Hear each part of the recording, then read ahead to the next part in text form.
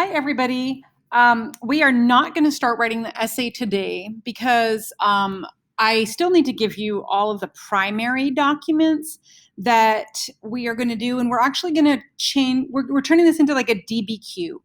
A DBQ is a document-based question, which means that you're not just really just going to pull this out of your head with what you have in there.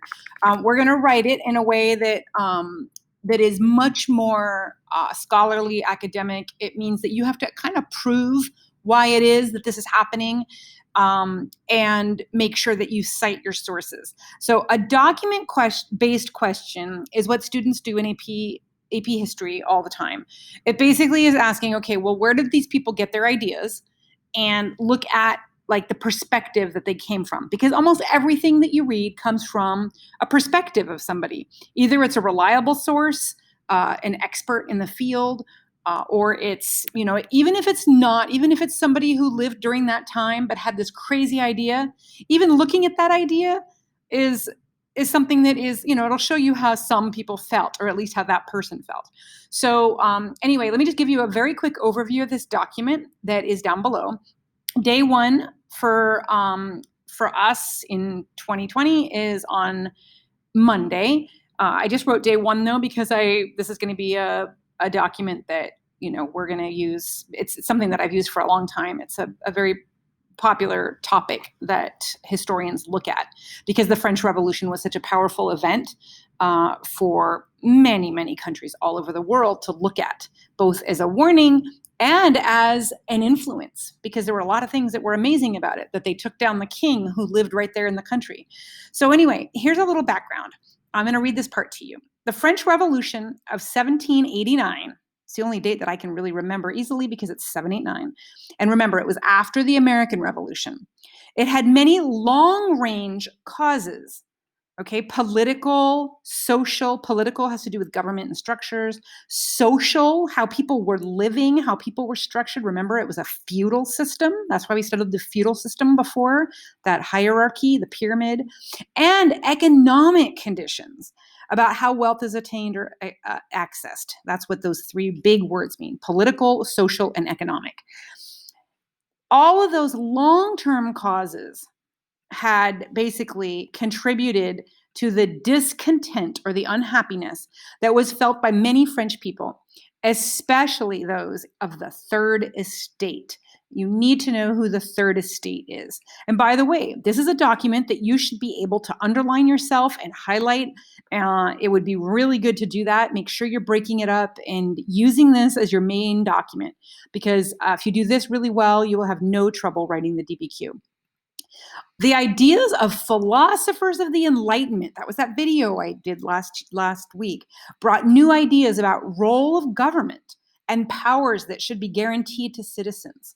Finally, the American Revolution showed that France was a country that could be successful without a king, because we had just gotten rid of our king with the Declaration of Independence, right? So these are all, they give you some things up here, right? These are some big ideas. Unhappiness that people are feeling, the Third Estate, ideas of the philosophers that were coming around, and the American Revolution, how that contributed to it. So in order to write a good essay, you must provide evidence for an argument. Okay, so you're going to write about the causes of the French Revolution. You should already have a lot of causes in mind from all of these documents that we studied last week. Those are all secondary sources, though. That means that they are historians that were writing way after the event, describing what happened. And what I want you to do now, the best evidence comes from primary sources. A primary source, remember, is a source that you can find from that time period that tells you about what was going on. So we're going to do a little document analysis here, where I've given you document one. I've got a quote there. This is actually from a historian. So to tell you the truth, this is actually another secondary source, but shh. Okay, so we've got document number one, and you've got two questions under it. Okay, you've got document two, and you've got a chart here. Two questions under the chart. Document three, Okay, you have an excerpt, which means it's part of a longer letter or a story. Miss Betham Edwards, that's a very British name, and author Young's travels in France. So they are traveling in France during the years 1787, leading right up to the revolution. So you want to look at their diary here and see what they said back then and see if you can like figure out, okay, why might the people in France be worried about a revolution that is coming, right? What, according to them, what would they see as a cause of the revolution? And then your question that you need to answer is 3 observations that this traveler made about the life of a peasant. That's all you're doing for day 1. Okay. Um, so I'm actually going to put a little insert here, a line that divides this. I want you to stop here. Then the next day, you're going to analyze these 3 documents and answer the questions underneath. Now, after you've analyzed the 8 documents, there's 8 total, you're not going to need to use all of the documents, but you will need to pick the ones that you can easily tell what was a cause. So day 4, we're going to brainstorm a little bit. Okay, what evidence can you pull out of all these documents, right? Peasant hardships, right? What evidence could you find? Maybe the one that I was just reading, there was one that the letters, right? That was obviously about the peasants, how poor the people seemed. So that was document 3. So on the 3rd day, you would maybe put, okay, evidence could come from document 3 with a journal. And the quote that I want to pick from that would be her, whatever she said up here that specifically applies to a cause. So you would want to make sure that you put her, whatever little quote that you want to pick out of what she wrote, and then explain over here. Okay, keep your ideas separate, just like you did with your notes. Problems that the peasants face. Again, to answer this question, you want to put, actually that would be more down here. Hardships was more of a title here. So these questions, basically, what evidence answers these questions over here? Okay, I'll put this in bold, actually, so that you see that that is, oops, not that. Sorry, there. Okay, so this part is just the title. So, documents that the peasants faced. Okay, in her journal, she's talking about, oops, you want to quote the answer to the question, and then the explanation is that it shows how poor they were. Okay, so again, make sure that you're keeping these 3 ideas separate. Move this down as you need to. And that's what we're doing on day 4, which for 2020 is Thursday. Now, Friday, we are outlining, and this is where you're going to write your introduction, 3 body paragraphs, and a conclusion. But you're not going to write full sentences yet. This is called an outline. And it's important that you bullet your ideas. So right away, right, you are going to have to think about your introduction paragraph. What could you tell me in the background? In the background, you might want to write something about Louis, maybe Louis's grandpa, like long-term, all right? Long-term causes. So, and again, it's a good idea to go up and bullet your ideas. Here's the bullets up here. I would just bullet like this. So, what was happening? Big spending, people getting upset. And then at the end of their introductory paragraph, you're going to have one sentence that is your claim. This will answer the question, which is, why did the revolution happen? Right? It was caused by, you have to fill this in with your own words. So take out my A, take out my B, and take out my C.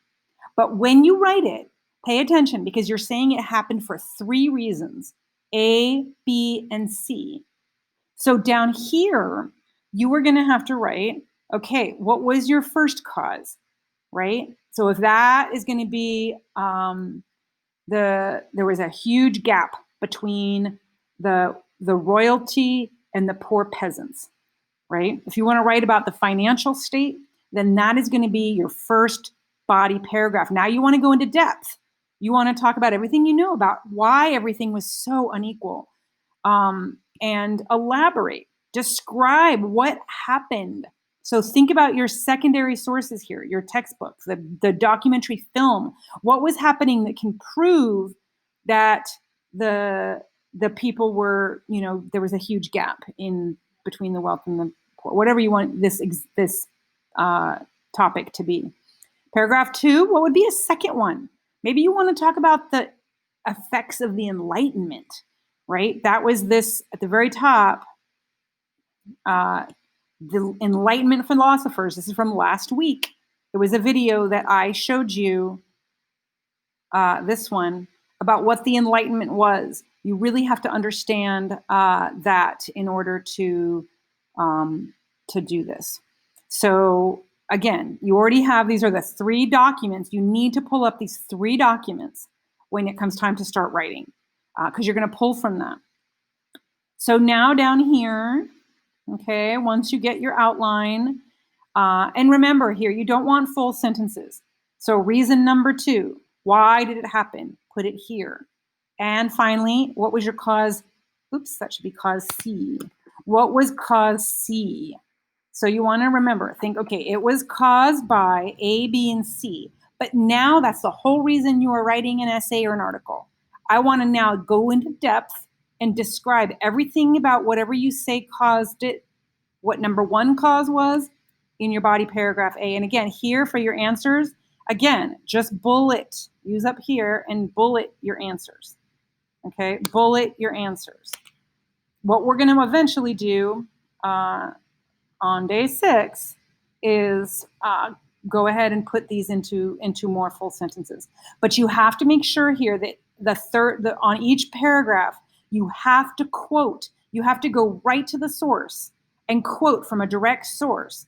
For example, my direct source might be in document number 3.